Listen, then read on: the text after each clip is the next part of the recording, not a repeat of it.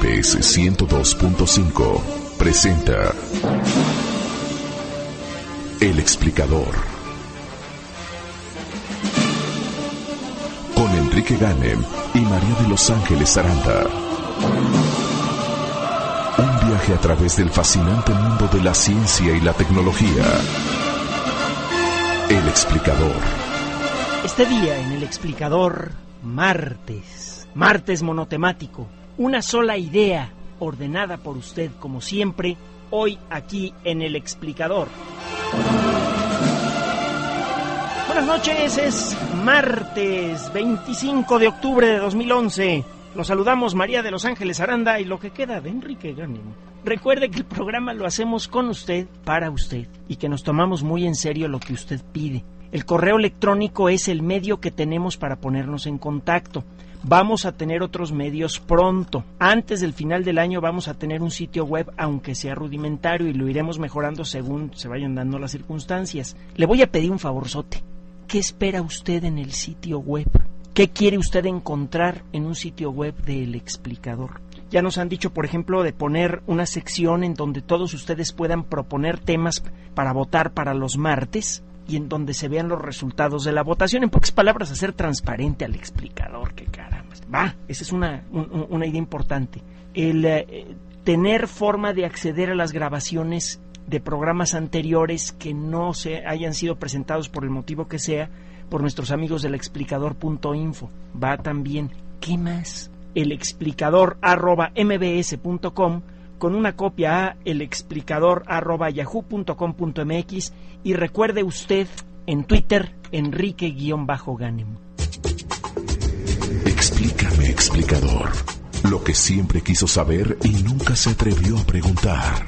El tema que ganó por poco en esta ocasión para esta emisión del Explicador tiene que ver con unas pocas semanas en el año 1940, en donde se decidió el destino del mundo. La Segunda Guerra Mundial arrancó de una manera sorpresiva y brutal. La Unión Soviética y Alemania le declararon la guerra a Polonia. En cuestión de pocos días, Polonia había sido aplastada.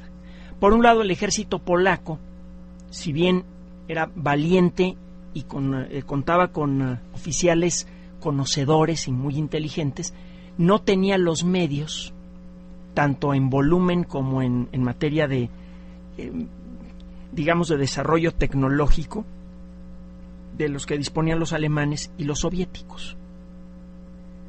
Además, fueron atacados en dos frentes al mismo tiempo, y Polonia es un país pequeño en relación a Alemania y sobre todo en relación a lo que era la Unión Soviética. En un momentito lo hicieron pedazos. Eso fue lo que inició la Segunda Guerra Mundial. Mucha gente pensó que esta guerra no podría durar demasiado. Nadie, o casi nadie, pudo calcular el verdadero poder que había desarrollado la Alemania nazi a nivel tecnológico. Poca gente había imaginado la cantidad y calidad de armas desarrolladas por los alemanes y la gran cantidad de gente capaz de operarlas. Gente convencida, disciplinada, inteligente. Los primeros años de la Segunda Guerra Mundial, los primeros meses de la Segunda Guerra Mundial, fueron muy pacíficos. Los alemanes le llamaban a esa situación la Sitzkrieg, es decir, la guerra falsa, la guerra de a mentiritas.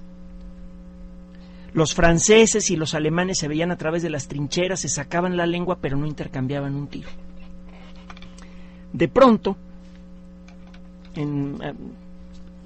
poco antes de la mitad de 1940, en el mes de mayo, las cosas cambiaron muy rápidamente. Alemania nazi lanza un ataque coordinado por varios puntos diferentes del norte de Francia, incluyendo por Holanda. Este ataque es empujado por tanques, por unidades motorizadas que se pueden mover rápidamente, soldados que en lugar de ir a pie van en camiones o en otro tipo de transportes. Y en la parte del frente, en el punto en donde los enemigos se encuentran, hay una gran concentración de aviones de corto alcance, pero con una capacidad destructiva muy grande. Estos aviones fueron pensados precisamente para la realización de este tipo de ataques. Ataques relámpago, en alemán el término relámpago es Blitz. Ataques relámpago a gran velocidad. Un día la frontera está tranquila, al día siguiente una gran cantidad de unidades motorizadas, que incluyen una gran cantidad de tanques, desbordan la frontera al mismo tiempo, cruzan el territorio a gran velocidad, 50, 60 kilómetros por hora, y cuando algo se les opone, ese algo es rápidamente rodeado y también es atacado desde el aire por aviones relativamente pequeños, pero que son capaces de colocar bombas en lugares muy precisos. Los franceses no estaban preparados para ese tipo de guerra. Como consecuencia de los terribles años de la paz, fueron años con una situación económica espantosa para todo el mundo, los aliados en general, los franceses en particular, le habían prestado poca atención a sus ejércitos. No estaban bien equipados, mucha de la gente talentosa había dejado el ejército para dedicarse a otras cosas. Las tácticas eran anticuadas. La gente que comandaba los ejércitos franceses seguía pensando como se pensaba en la Primera Guerra Mundial. Todo el mundo pensaba que en caso de ocurrir un ataque alemán, ocurriría como ocurrió en la Primera Guerra Mundial. Soldados de a pie, apoyados por artillería, avances lentos. Los franceses sabían que podían enfrentar ese tipo de guerra. Lo que no esperaban es que al mismo tiempo, por muchos puntos de la frontera, de pronto se desbordara un ejército de miles y miles de alemanes, fuertemente armados y con una capacidad de movimiento increíble. En unas pocas semanas, Francia cayó. Si usted ve la lista de las conquistas alemanas en 1940, es algo realmente espectacular. Casi como si fuera una explosión, Alemania se comió la mitad de Europa. Lo que quedó fue una Francia dividida en dos, la Francia ocupada por los alemanes y la Francia no ocupada, que era gobernada por gente que era obviamente parcial a los alemanes. Estaba España, gobernada por Franco, que si bien se declaraba neutral, tan neutral que le daba un cobijo no muy escandaloso, pero sí constante a toda clase de soldados, fueran alemanes o fueran aliados. Y Suiza, esa islita fuertemente armada y además con un poder económico muy importante que nadie quería tocar. Fuera de eso, toda la parte peninsular de Europa, de la península de Europa, quedó en manos de los nazis prácticamente en 1940. Solamente quedaba Inglaterra. De toda esa región, el único país fuerte capaz de oponerse a Alemania era Inglaterra. Al regreso del siguiente corte, el papel de la alta tecnología en la batalla de Inglaterra. El explicador continúa después del corte. Usted escucha El explicador con Enrique Ganem y María de Los Ángeles Aranda por MBS 102.5. Continuamos en El explicador @mbs.com, con una copia a elexplicador@yahoo.com.mx. Explícame, explicador, lo que siempre quiso saber y nunca se atrevió a preguntar. A mediados de 1940, entonces, Europa estaba conquistada. El norte de África empezaba a caer en manos de los alemanes, algo muy alarmante, porque de controlar por completo el norte de Europa, los alemanes tendrían paso libre hacia Arabia Saudita, donde hay una cantidad de petróleo enorme. Muchos sabían que el único medio de parar a Alemania, de conseguir una paz relativamente rápida, era estrangulando a Alemania. Más que ganarle por la fuerza de las armas, muchos creían que la manera de ganarle a Alemania era evitando que tuviera los suministros necesarios para hacer la guerra. A la larga, esta estrategia acabó siendo muy importante, fue una de las causas más importantes de la victoria aliada. Pero de haber llegado Hitler a Arabia Saudita, a toda esa región rica en petróleo, habría garantizado un suministro de petróleo suficiente para mantener funcionando a toda su máquina de guerra. Si Hitler hubiera tenido acceso a ese petróleo y no hubiera tenido que preocuparse por esa pequeña islita, Inglaterra, que ni siquiera era toda su enemiga, Irlanda, un país que forma parte de esa región geográfica, era neutral, fue neutral en la Segunda Guerra Mundial y un poquito parcial a los alemanes, porque ya sabe que los irlandeses y los ingleses ya se llevan mejor, pero todavía se sacan la lengua si se ven en la calle. Bueno,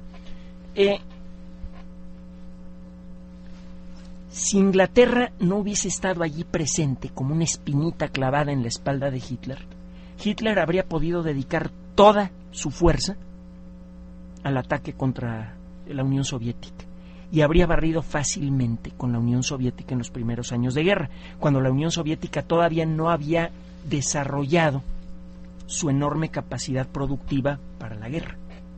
La Unión Soviética no estaba preparada para una guerra a gran escala con un país como Alemania en 1940. Por eso, cuando se inició la guerra con la Unión Soviética en 1941, en un momentito Hitler se comió la tercera parte de la Unión Soviética y habría podido comerse todo lo demás de no haber tenido que mantener reservas importantes cerca de casa por la amenaza de una invasión que pudiera venir de Inglaterra. No pudo utilizar todo lo que tenía a la mano, todos los tanques, aviones, etcétera, porque no tenía suficiente petróleo, porque los campos petroleros importantes que controlaba, como los de Ploiești en Rumania, eran bombardeados frecuentemente por los aliados, y los campos realmente grandes, como los del Cáucaso, que le pertenecían a la Unión Soviética, o los de Arabia Saudita, que indirectamente estaban ligados con Inglaterra, pues no estaban en su poder. De haber podido controlar África del Norte y de no haber tenido Inglaterra encima, Hitler gana la guerra. Punto. En 1940, entonces, Inglaterra se queda sola frente a Alemania nazi. Los Estados Unidos todavía no participan abiertamente en la guerra. Mucha gente en los Estados Unidos no quería participar en una guerra europea por la mala memoria de lo sucedido en la Primera Guerra Mundial, que fue algo verdaderamente espantoso. Se ayudaba un poquito a Inglaterra con barquitos y con suministros, etcétera, pero una ayuda relativamente menor. Inglaterra realmente estaba sola frente a los alemanes. Los alemanes no podían montar una operación anfibia, no podían atacar por el mar, porque no tenían la marina para eso. Si bien los alemanes llegaron a desarrollar algunos barcos espectaculares, como el famoso acorazado Bismarck, acorazado de bolsillo, un barco relativamente pequeño pero con una capacidad ofensiva increíble, lo cierto es que la marina británica seguía siendo la reina de los mares, tanto que en su primera salida importante el Bismarck fue hundido. Logró hundir a uno de los barcos grandes de Inglaterra, al Hood, pero la realidad es que en la primera salida que hizo el Bismarck lo hundieron. Los alemanes sabían que no podían invadir Inglaterra por el mar a menos que tuvieran los cielos despejados. Para poder enfrentar a la marina británica tenían que hacerlo con todas las ventajas de su parte. Necesitaban barcos de guerra poderosos, muchos submarinos, y necesitaban que los cielos le pertenecieran a la Alemania nazi para poder bombardear desde el aire a los barcos ingleses. Ya para ese entonces había quedado demostrado que un pequeño grupo de aviones baratos armados con bombas podían hundir a cualquier barco. Los ingleses habían perdido a dos de sus barcos más modernos, el Príncipe de Gales y el Repulse, en el oriente, como consecuencia del ataque de aviones japoneses. La vieja idea, ya le había platicado un poco a usted esta historia, la vieja idea de presentada en los Estados Unidos por el general Mitchell, de que se podían bombardear barcos desde aviones con éxito, de que un avión barato con 2 o 3 personas a bordo podía hundir a un acorazado gigante y costosísimo con 1000 personas tirando una sola bombita, ya había prendido en la mente de mucha gente. Los alemanes sabían esto. No podían enfrentarse a los ingleses a menos de que controlaran los cielos. Y los ingleses también sabían esto. Sabían que sus grandes barcos, que podían enfrentarse con ventaja con los barcos alemanes, serían fácilmente hundidos por los alemanes si podían tirar bombas a voluntad encima de sus barcos. La clave de la guerra estaba en el cielo. Por primera vez en la historia, una contienda importante se decidió en los aires. En la Primera Guerra Mundial hubo combates en el cielo, etcétera, pero eran combates casi de juguete. No lo eran para las personas que participaban en ellos, pero la aviación tuvo un efecto muy menor en la conducción de la guerra europea en 1914, entre el 14 y el 18. Los aviones, podrían no haberse inventado los aviones y la guerra habría salido casi como salió. No habría variado el resultado de la guerra. Cuando comienza la Segunda Guerra Mundial, la situación era muy diferente. Aquel que tuviera el dominio del aire iba a ganar la guerra. Y en esa situación, con esa idea en la cabeza, es que se enfrenta la Armada Alemana, la Armada Aérea Alemana, con la Armada Británica. Una situación de veras dispareja. Por cada avión que podían poner en el aire los británicos, los alemanes podían poner 4. La ventaja era de 4-1 en favor de los alemanes, pero me faltan otros detalles. Muchos aviones ingleses eran viejos, eran aviones biplanos, como el Gladiador, que bueno, sí eran aviones muy maniobrables, etcétera, pero que no se podían enfrentar a un aparato de combate moderno capaz de volar 200 o 300 kilómetros por hora más rápido que ellos, y mucho mejor armados. Tenían otros aviones que habían sido diseñados con la idea de estar muy bien armados, de tener muchas ametralladoras, pero esos aviones ingleses eran tan lentos que eran fácil víctima de los aviones alemanes. Al regreso del corte, un balance de las fuerzas que se enfrentaron en la batalla de Inglaterra y cómo la tecnología sirvió para decidir esta batalla. Usted escucha El Explicador, un universo de conocimiento. Regresamos. Está escuchando El Explicador con Enrique Ganem y María de Los Ángeles Aranda por MBS 102.5. Continuamos en El Explicador @mbs.com, con una copia a elexplicador@yahoo.com.mx. Explícame, explicador, lo que siempre quiso saber y nunca se atrevió a preguntar. Los registros al principio de la batalla no son tan dramáticos. Dice que los ingleses contaban con 1963 aviones operables, es decir, que podían volar, mientras que los alemanes tenían 2550.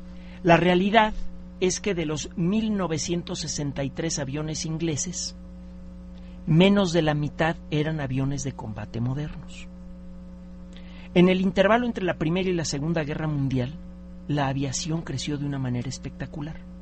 Al final de la Primera Guerra Mundial, los mejores aviones podían volar quizá unos 200, 250 kilómetros por hora, tenían 2 ametralladoras, difícilmente podían superar los 3000 metros de altura, porque a esa altura el piloto queda, al cabo de un tiempo corto, inconsciente por la falta de oxígeno. Los aviones de la Primera Guerra Mundial no tenían una cabina cerrada y presurizada. Para cuando comienza la Segunda Guerra Mundial, todas las potencias tenían cuando menos algunos ejemplares de aviones muy avanzados. De todos los países, el que tenía la mayor cantidad de modelos avanzados era Alemania. Varios constructores, algunos de origen alemán, como Willy Messerschmitt, y otros de orígenes diferentes, como Hugo Junkers, que si mal no recuerdo era holandés, Hugo Junkers, corríjame si estoy equivocado. Varios fabricantes muy inteligentes, muy talentosos en Alemania, de pronto tuvieron dinero para desarrollar aeroplanos muy avanzados. Aparecieron aviones como el Messerschmitt 109, el modelo 109 de Messerschmitt, un avión de un solo motor para una sola persona, con cabina cerrada, con 2 alas, un motor muy potente. Este motor era capaz de funcionar perfectamente a gran altura, a más de 9,000 metros. El avión contaba con un sistema de oxígeno para que el piloto pudiera operar su avión a 9,000 metros de altura sin problemas. Además, llevaba un armamento bastante pesado. Llevaba 2 ametralladoras en la nariz que disparaban balas de calibre 30. Calibre 30 significa que las balas tienen aproximadamente el 30% de una pulgada de espesor, es 0.30 de pulgada. Una pulgada son 2.54 centímetros. Una bala de calibre 30 tiene aproximadamente 7 milímetros de espesor. Poquito menos de 1 centímetro, son balas de un tamaño respetable. Además, en las alas, el Messerschmitt llevaba 2 cañones de 20 milímetros. Son ametralladoras que disparan unas balas gordotas de 2 centímetros de espesor que además explotan al impacto, por eso se le llama cañón a ese tipo de arma. Es una ametralladora pero que dispara balas rellenas de explosivo que explotan al impacto. El Messerschmitt 109 era un aeroplano capaz de volar a una velocidad superior a la primera versión, a una velocidad superior a los 500 kilómetros por hora, muy maniobrable. Otros aviones importantes que tenía Alemania, por ejemplo, el Heinkel, la compañía Heinkel fabricó el modelo 111, un avión que todavía vuela en algunas partes del mundo. En España se seguía fabricando con licencia, cuando menos hasta la década de los 70s. Un avión con unas alas con una forma muy peculiar, un avión de 2 motores capaz de llevar unas pocas toneladas de bombas a gran distancia y de tirarlas con precisión bastante aceptable. Si usted hace el recuento de todos los aviones que tenía Alemania, acabo de mencionar 2 ejemplos, encontrará aviones avanzados para la época, encontrará aviones capaces, en algunos casos, de dejar caer una bomba en un lugar muy preciso. Uno de los aviones más famosos de toda la historia es el modelo 87, fabricado por la compañía de Hugo Junkers. El Junkers 87 tenía un nombre formal muy largo en alemán, Sturzkampfflugzeug. En español significa avión de bombardeo en picado. Es un nombre genérico, es una descripción del avión. Los alemanes lo llamaban por su apodo, recortaron el nombre y le llamaban el Stuka. El Junkers 87, los Stukas, eran aviones que volaban muy despacio, que te llevaban una gran bomba en la panza y que podían caer casi verticalmente a una velocidad controlada. Estos aviones se dejaban caer a una velocidad controlada, apuntaban cuidadosamente su bomba a donde querían pegar, por ejemplo, una vía ferroviaria, por ejemplo, un nudo de caminos, un puente, y dejaban caer la bomba. El avión automáticamente levantaba la nariz y continuaba su vuelo. Los Stukas eran tan precisos que con una sola bomba podían conseguir el mismo resultado que muchas veces requería el disparo de centenares de granadas de artillería. Si usted de lejos quería destruir un puente para evitar que el enemigo se retirara, por ejemplo, o para evitar que llegaran refuerzos, a cañonazos tenía que disparar un montón de cañonazos hasta que por fin con uno lograba romper el puente. Los Stukas muchas veces con una sola bomba conseguían ese resultado. Los alemanes entonces tenían aviones muy especializados, algunos para bombardeo en picado, otros para bombardeo en alfombra. Cuando usted quiere bombardear un área muy grande y destruirla como una ciudad, necesita que muchos aviones vuelen pegados uno con otro y que puedan dejar caer grandes cantidades de bombas más o menos al mismo tiempo. Los alemanes tenían aviones para eso, tenían aviones de combate muy buenos y lo más importante, tenían una gran cantidad de gente que ya había utilizado esos aeroplanos en combate. Cuando se inició la batalla de Inglaterra, ya había una cantidad importante de pilotos alemanes que habían participado en la Guerra Civil Española y se habían entrenado allí, y que habían participado en la batalla contra Francia. Era gente que tenía experiencia de combate. Del lado inglés, la cantidad de gente con experiencia de combate era muy pequeña. Los pocos sobrevivientes de los aviones que fueron enviados por Inglaterra para apoyar a Francia en las pocas semanas que duró la batalla de Francia, eran prácticamente las únicas personas con experiencia de combate que había en la Fuerza Aérea Británica. Casi toda la RAF, Royal Air Force, la Fuerza Aérea Real, estaba constituida por muchachos de menos de 23 años, muchos de ellos, sin experiencia de combate, y que en muchos casos llevaban 10 horas de experiencia en vuelo en aviones de combate. En 10 horas, con trabajos, aprende usted a despegar y aterrizar sin romperse la nariz. Casi toda la Fuerza Aérea Británica entonces estaba en manos de gente joven y sin experiencia. Y de los 1900 y tantos aviones que tenían los ingleses, menos de la mitad eran aeroplanos de combate modernos. Para fortuna de los ingleses, los 2 aviones de combate modernos que sí contaban con una serie de ventajas tecnológicas que, apoyadas con un invento de ultra alta tecnología, súper secreto en la época, le dieron una victoria que todo el mundo creía imposible a la Fuerza Aérea Británica. En un momento regresamos a El Explicador con Enrique Ganem y María de Los Ángeles Aranda. El Explicador, para entender la ciencia. Continuamos en El Explicador @mbs.com, con una copia a elexplicador@yahoo.com.mx. Explícame, explicador, lo que siempre quiso saber y nunca se atrevió a preguntar. Las ventajas tecnológicas de Inglaterra en 1940 eran muy contadas, pero fueron cruciales. Una, los aviones de combate.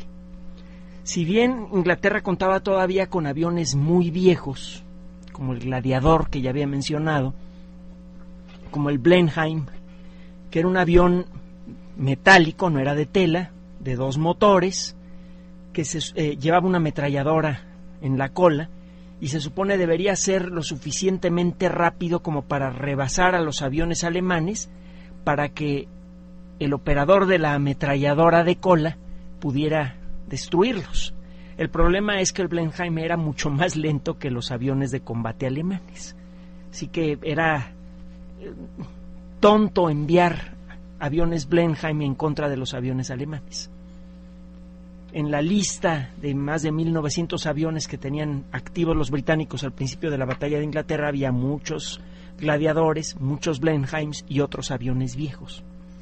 Afortunadamente había 2 modelos fabricados por compañías diferentes que eran veloces, muy maniobrables, que eran capaces de enfrentarse al tú por tú con los aviones alemanes.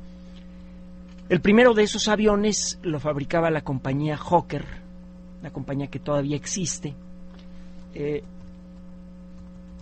Este avión, el Huracán, la Hawker, por cierto, es responsable por la fabricación del avión de despegue vertical, el Harrier. El avión que fabricaba la Hawker en aquella época y que fue una gran maravilla fue el Hurricane, el Huracán. Este avión mezclaba lo mejor del mundo antiguo con lo mejor del mundo moderno en su momento. Una buena parte del avión estaba hecha de tela, la piel del avión estaba hecha de tela. Esto no es muy bueno que digamos, pero hasta poco tiempo antes de la batalla de Inglaterra, la mayoría de los aviones que volaban en el mundo estaban hechos de tela, con un esqueleto, un armazón de madera o metal. Había mucha gente que sabía cómo armar aviones de tela. Había mucha gente así en Inglaterra. El hacer un avión que en parte estuviera hecho de tela facilitaba mucho su fabricación. Y si algo le urgía a Inglaterra era la posibilidad de fabricar grandes cantidades de aviones de combate en poco tiempo. Entonces el hecho de que el Hurricane estuviera hecho en buena parte de tela tensada sobre un esqueleto metálico, facilitó en mucho su fabricación. Tenía unas alas grandes, anchas, que le permitían volar con facilidad. Mientras más ancha es el ala de un avión, mientras más superficie tiene, más empuje hacia arriba produce. Es más fácil que vuele el avión y es más fácil que el avión haga piruetas. Estas alas estaban muy bien diseñadas. A pesar de ser muy delgadas, eran capaces de llevar 4 ametralladoras cada una. Los aviones ingleses, el Hurricane y el otro avión que vamos a mencionar en un momento más, tenían alas con capacidad para llevar 4 ametralladoras cada una, 8 ametralladoras. Esta noticia le cayó en el hígado a los alemanes. En un solo segundo de fuego, al apretar por un solo segundo el disparador de las ametralladoras, le permitía a usted lanzar más de 1000 proyectiles. Bastaba con maniobrar para colocarse en la cola del enemigo por medio segundo a corta distancia para destruirlo. Con medio segundo de fuego tenía usted una buena oportunidad de destruir un avión enemigo si disparaba usted a corta distancia. Ese, por cierto, era el truco. Lo que distinguía a muchos de los grandes pilotos de combate de los pilotos mediocres era su capacidad de volar muy cerca de los aviones enemigos y dispararles. El Hurricane entonces estaba muy bien armado. Era un avión además muy sólido. Las partes metálicas estaban muy bien construidas y las partes de tela difícilmente podían ser muy lastimadas por el fuego de un ametrallador.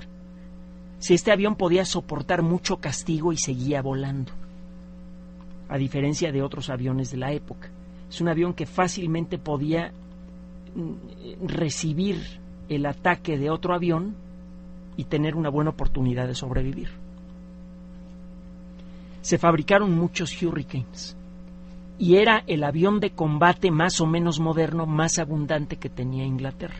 La mayor parte de los aviones alemanes que fueron derribados sobre Inglaterra durante la batalla fueron destruidos por los Hurricanes. El Hurricane era un avión un poquito más lento que sus contrapartes alemanas. El avión de combate alemán que se equiparaba al Hurricane, el único avión de combate alemán de una sola plaza para una sola persona, de un solo motor y que tenía mucha capacidad de maniobra, era el Messerschmitt 109 que ya mencioné antes. El Messerschmitt era más rápido que el Hurricane, pero el Hurricane podía maniobrar mejor. El otro avión que tenían los ingleses fue diseñado por un caballero enfermizo. Él murió muy joven, a los 30 y tantos años de edad, tenía problemas en los pulmones.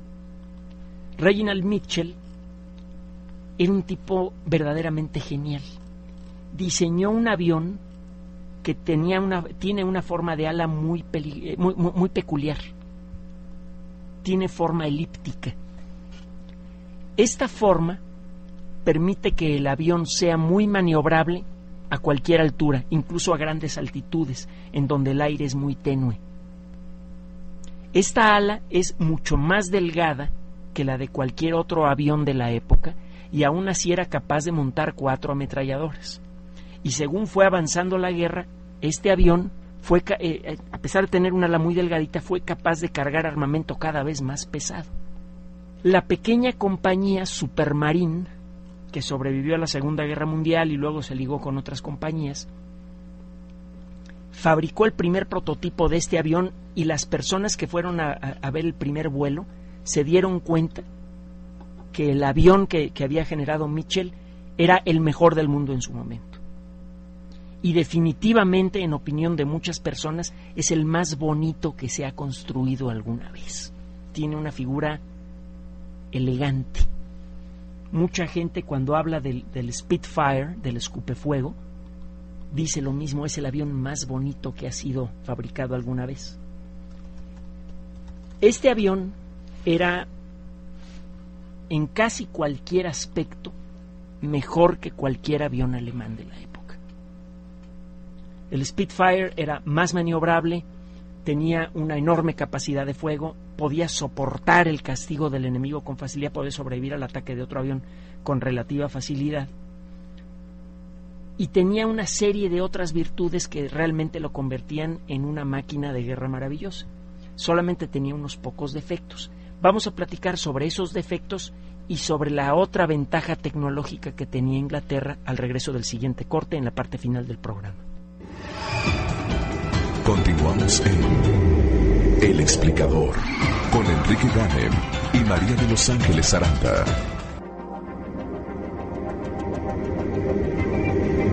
El Explicador.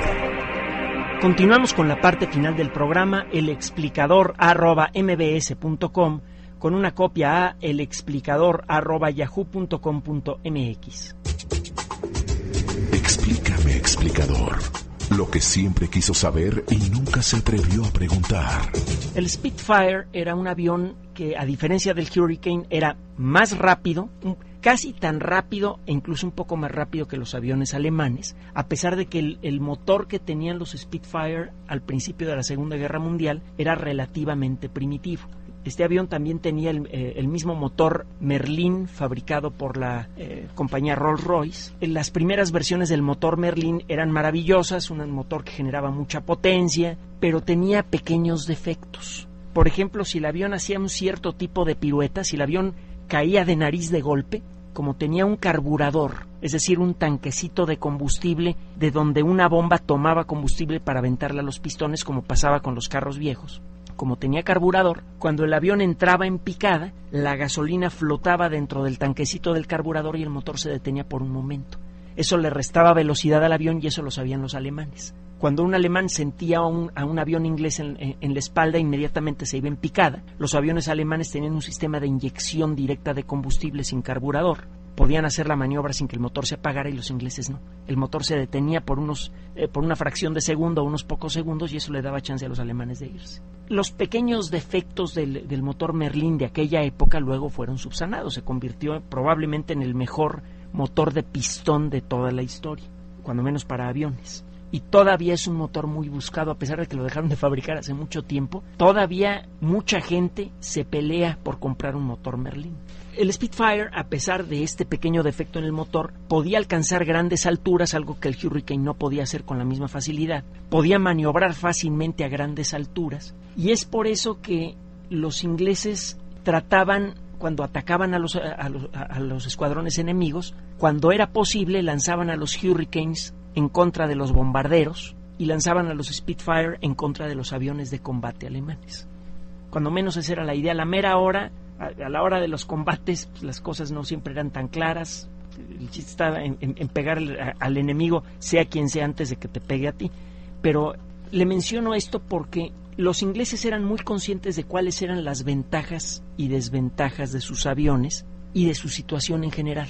Los ingleses sabían que los alemanes tenían más aviones, pilotos mucho más experimentados, bla, bla, bla, bla, bla. Y los ingleses también sabían varias cosas. Uno, tenemos dos aviones muy buenos. El Spitfire, que es probablemente el mejor avión del mundo en este momento, pero es difícil de fabricar. No es un avión muy fácil de fabricar. No tenemos muchos de ellos.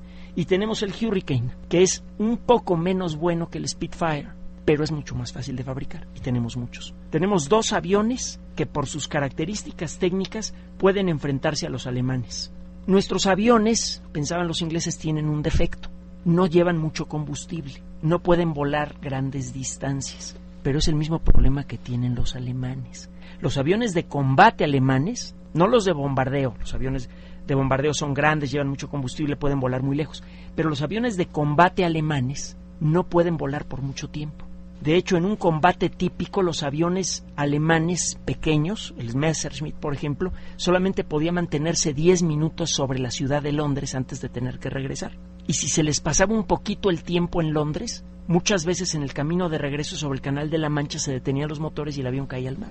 Afortunadamente, los alemanes tenían un buen sistema de rescate porque muchos de sus pilotos cayeron en el agua porque se les acababa la gasolina durante la batalla. Los ingleses sabían esto. Sabían que si lograban desgastar a la guardia aérea de los bombarderos, a los aviones de combate pequeños, si los hacían gastar mucho su combustible, los aviones de bombardeo en algún momento quedarían desprotegidos y esos aviones, como casi no pueden maniobrar, son víctimas mucho más fáciles para los aviones de combate. Los ingleses tenían muchas otras ventajas más. Si derriban a uno de nuestros pilotos y logra saltar en paracaídas, en la tarde ya está volando de nuevo. Nada más le damos un poquito de brandy para que se le pase el susto, lo trepamos un avión y ahí va de nuevo. Si le pegan y queda herido, aquí lo curamos y cuando se cura vuelve a volar. En cambio, si los alemanes pierden un avión sobre Inglaterra, el avión cae aquí y los que sobrevivan quedan prisioneros. Los ingleses sabían esto y contaban con una ventaja adicional. Desde que fueron descubiertas las ondas de radio por Heinrich Hertz, 2 décadas antes del final del siglo XIX, a varias personas, incluyendo al mismo Hertz, se les ocurrió la misma idea: enviar un pulso de radio muy potente, una onda de radio muy potente, y detectar de qué dirección llegan los ecos de esta onda de radio. Si usted tiene un reloj muy preciso y un aparato que es capaz de enviar una onda de radio muy potente y luego detectar el eco, usted puede generar un aparatito que detecta aviones en el aire a gran distancia. Manda usted la señal de radio, un pulso muy corto y muy potente, y luego el detector se espera para recibir un eco de una onda de radio de la misma frecuencia. Si usted sabe cuánto tiempo pasó entre que envió la onda de radio y el momento en el que la onda regresó, como conoce cuál es la velocidad de la luz, puede conocer a qué distancia se encuentra el objeto que reflejó esa onda de radio. Si usted tiene una antena con la forma apropiada, puede saber de qué dirección viene el eco de esa onda de radio. Este dispositivo fue imaginado, le digo, por varios ingenieros, pero la persona que realmente pudo desarrollar este proyecto de una manera, el grupo de personas que realmente pudieron desarrollar este proyecto de una manera realmente funcional fueron afortunadamente los aliados. Fueron los primeros en poder desarrollar un radar. La palabra radar es un acrónimo, una palabra construida con las iniciales de otras palabras. Radar viene de Radio, Direction and Ranging, es decir, detección de distancia y dirección por medio de ondas de radio. Eso es lo que significa radar en español. En 1935, un equipo de ingenieros dirigidos por un caballero muy famoso, Robert Watson Watt, lograron desarrollar el primer radar realmente funcional. Watson Watt tenía cualidades de científico, de ingeniero y de empresario. Supo venderle a Inglaterra la idea del radar y afortunadamente los ingleses le hicieron caso. Establecieron 2 cadenas de radar, una capaz de detectar aviones a gran distancia de manera no muy precisa y otra de detectar aviones a una distancia menor pero con gran precisión. Esto le permitió a Inglaterra concentrar los pocos aviones de combate que tenía en el lugar necesario para producirle el máximo daño posible a los alemanes. Gracias al valor de un puñado de jóvenes inexpertos, a la enorme capacidad, talento aeronáutico para diseñar naves voladoras de Hawker y de Supermarine, y gracias al enorme talento electrónico de un equipo de ingenieros ingleses y americanos, Inglaterra pudo enfrentar al ejército más fuerte y experimentado del mundo y vencerlo en un momento crucial. El próximo martes le voy a narrar la historia, el desarrollo de la batalla de Inglaterra. Ya tiene usted los elementos para empezar a evaluar lo que pasó en esa época. A pesar de la enorme desventaja numérica y de la enorme desventaja en términos de experiencia, Inglaterra logró soportar por varios meses el asalto de la aviación más fuerte y experimentada del mundo gracias a la tecnología. Por primera vez, el destino de naciones enteras se decidió en los cielos, entre las nubes. Nos vamos, recuerde, elexplicador@mbs.com con una copia a elexplicador@yahoo.com.mx. Nos despedimos, María de Los Ángeles Aranda y Enrique Ganem. Buenas noches. MBS 102.5 presentó El Explicador. Un viaje a través del fascinante mundo de la ciencia y la tecnología, con Enrique Ganem y María de Los Ángeles Aranda.